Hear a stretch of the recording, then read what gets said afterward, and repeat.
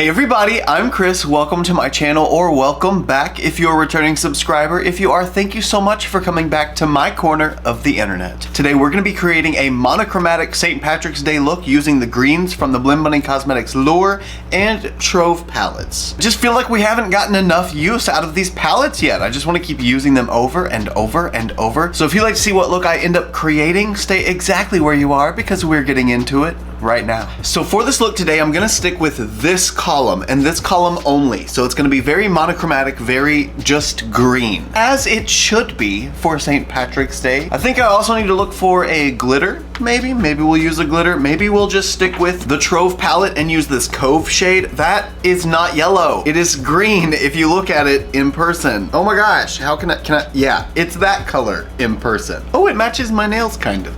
Cute. So I'm gonna disappear for a second to prime my eyes and we'll get started on the look. Alright, we are primed and I used the P. Louise base in the shade Rumor 02 this time. And let's start out with the shade Mermaid Lagoon. This is probably gonna be a pretty quick eye look, so let's just zoom in a little bit. You guys, this look is gonna be so easy. I mean, there's what, 3 mattes and 1 shimmer, and I don't even know for sure if I'm gonna use that shimmer. Maybe it'll be a really cute inner corner highlight. With this shade, I'm only gonna take it halfway through the crease, since I'm gonna be adding the darker green throughout the crease on the lowest point. I want this to act as sort of my transition shade.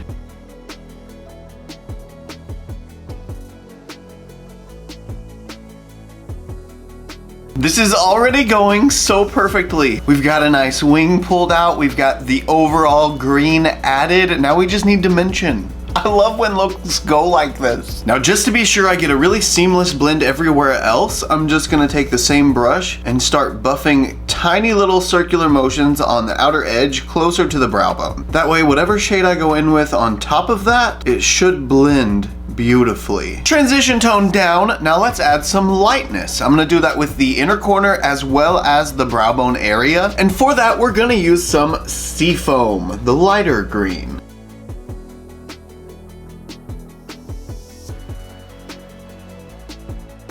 That is such a pretty pastel green. I love this color.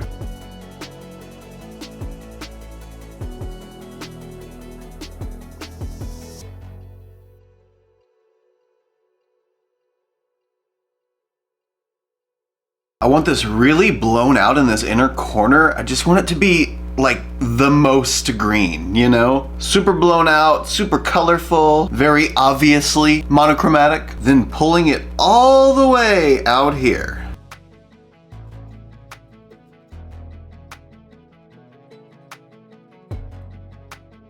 Now that I've got the color packed on, I'm gonna take a really teeny tiny brush, it's kind of pointed a little bit, and just push some of that color up into the brow bone. I don't wanna pack the color right immediately up there. I want it to kind of fade up into it instead.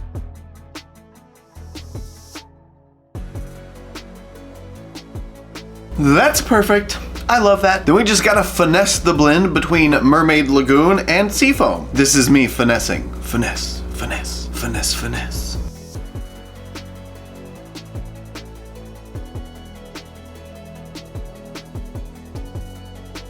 And you already know, as always, these shadows are blending gloriously. I mean, look at how soft and smooth that transition is. Ugh. It's wonderful. We've got our lightness added, and now I think it's time for some darkness. And for our darkness, you guessed it, we're going into the darkest shade in the green column called Uncharted. I really like greens like this, the foresty, really dark greens. They always end up making the light green shades in my eye color stand out a lot, so I really like them. I doubt that's gonna happen today with the amount of varying green shades I've got on my eye, but normally it would bring those tones out. So we're just gonna follow this giant excessive wing shape all the way up. It's not like it's gonna stay there in the end, it never does, but I just like to build stuff like this. And I'm gonna go ahead and pull it all the way in too. I'm gonna be cutting the crease, so I want as much drama against that cut crease as possible. I am definitely gonna have to change brushes before I try and pull that in that inner corner though.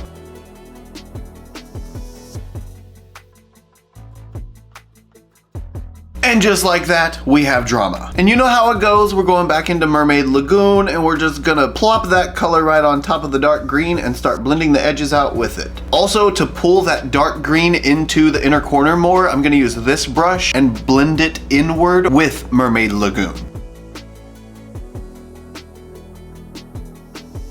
So I think I've discovered why I enjoy Blend Bunny Cosmetics palettes so much. Well, I mean, there's a multitude of reasons, but the main reason is that I know what to expect. I know it's gonna be blendable. I know that I can build on top of previously applied colors and smooth them out and not have any problems doing it. It's sort of a comfortability factor.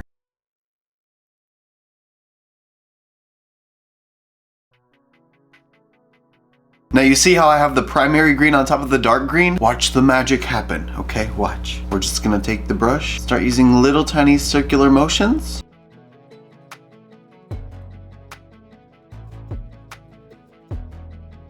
See? That is perfect. We've got the depth of that dark green, but still the color of the primary green, so it just blends seamlessly. So whenever we cut the crease, we'll have that depth right there against the edge of the cut. Now before I cut the crease, let's get the shape down. So I'm gonna clean up these edges.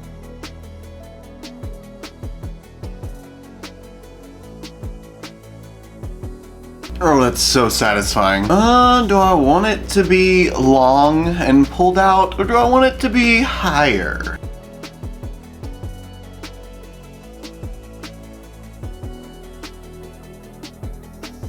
I think that's pretty good. What do you guys think? Definitely need to take the top down some though, because that's a little much, I'll admit.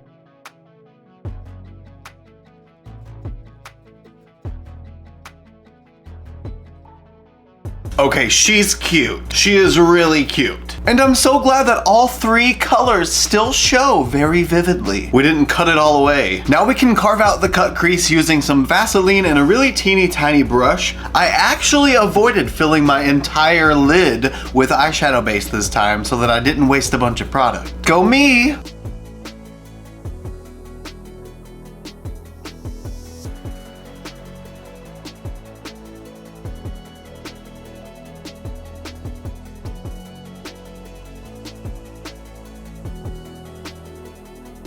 I think I've now got the shape laid out the way that I want. I wanted it to be sort of a wing shape, but also fill the lid at the same time, and I think I've achieved that. But I'm gonna cut the crease with the P. Louise Mitchell Acid Rain color. It's like a really bright lime green. I think it's just gonna be perfect for this. Then I'm gonna pack a whole bunch of Cove right on top of it.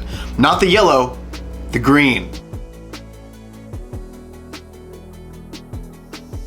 You know what? This is so much fun. I would be okay with leaving this just as it is. Then finishing off the rest of the makeup, throwing on some lashes, some mascara. This will be beautiful. But I've got to use the multi-chromes. So now we're gonna start filling the lid with the shade Cove. Oh, I hope it works amazingly on top of this base, because this base is like a paint base. It's meant to dry matte and solid and be sort of your finished look. So I don't really know how this shadow is gonna go on top of it. We'll discover it together. And before I worry about any of the edges, I'm just gonna worry about getting the color packed on first. That's what I'm most worried about, just because I don't know if it's going to or not. Let me just try to use my finger first and see if I can't build it up that way. Oh my gosh. Oh, that's so pretty. It's like powdered chrome. Yeah, that's gonna be good. Oh my gosh.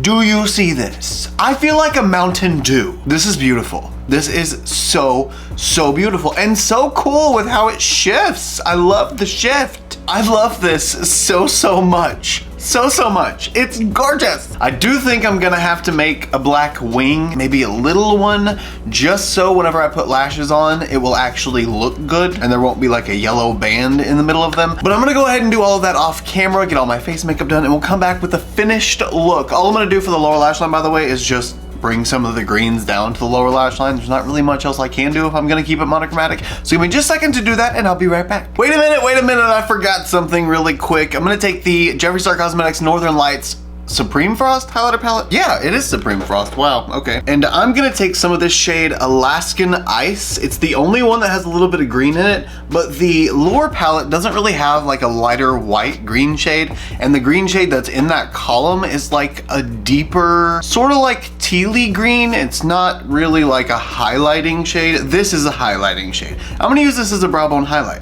Honestly, I probably could have found a highlighty green in some other palette, but palettes are in drawers, and this was just sitting out on top of the desk, so it was easy to reach. That's blue, not green! Urgh. I mean, it's already on there, so I guess that's what we're using. Dang it, I really did not want blue. I wanted this to be monochromatic, not duochromatic. If it was gonna be duochromatic, I would've used the yellow. Okay, well, I'm gonna see if I can find a green, light colored shade that I can put on top of this. Okay, we're gonna try again. I'm using the Extreme Frost now in the shade Stripper Magic. It's like a green gold, but I'll take green gold over blue for this look anyway. Yay, it's already a little better. Woohoo!